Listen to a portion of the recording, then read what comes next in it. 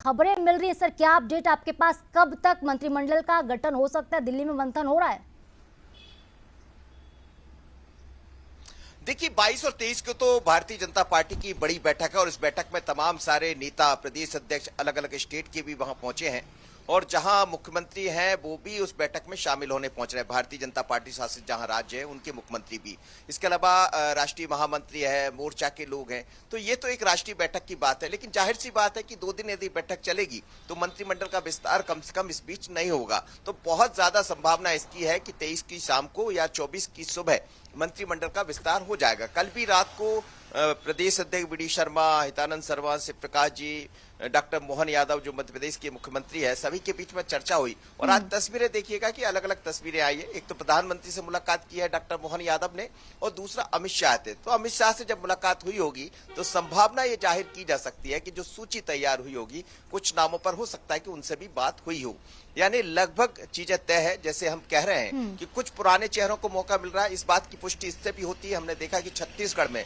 ब्रजमोहन अग्रवाल, केदार कश्यप जैसे लोगों को मौका मिला है। तो यहाँ भी भूपेंद्र सिंह की बात करें, प्रद्युम्न तोमर है, हरदीप सिंह डंग है, प्रभुराम चौधरी, गोपाल भार्गव, विश्वास सारंग, ये वो जो चेहरे हैं, पुराने चेहरे हैं जिनको फिर से एक बार मौका मिल सकता है और सभी सांसद फिर से उनको मंत्री बनाया जाएगा। फिर से नहीं, मतलब मध्य प्रदेश में अभी राजनीति, पहले केंद्र की राजनीति कर रहे थे, चाहे कैलाश विजयवर्गीय राष्ट्रीय महासचिव थे, अब मध्य प्रदेश में वापस लौटने वाले हैं, लौटी आए हैं, विधायक बने हैं, तो उनको मंत्री बनाया जा सकता है। साथ ही हम बात करें राकेश सिंह, उदय प्रताप सिंह और नरेंद्र सिंह तोमर तो विधानसभा अध्यक्ष बनी गए हैं, रीति पाठक, ये सब वो लोग हैं जो सांसद है, प्रहलाद पटेल, तो ये सब मंत्री बनने जा रहे हैं। इस बात की तो पहले ही तय हो चुका है।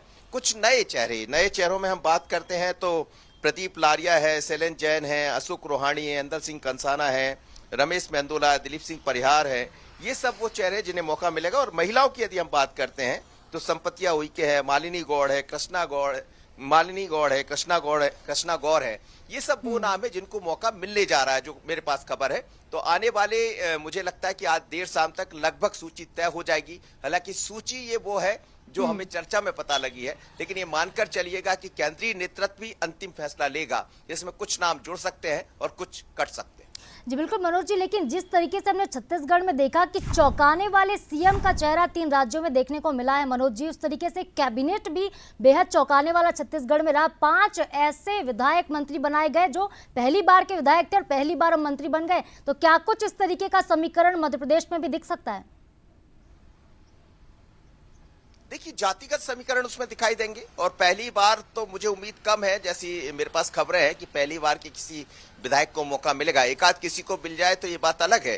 बाकी 3 से 4 बार के बहुत यहाँ विधायक है, 5 बार तक के विधायक है जो चुनाव जीतते रहे, जैसे नागर सिंह चौहान है, अभी तक मंत्री नहीं बने, अलीराजपुर से आते हैं।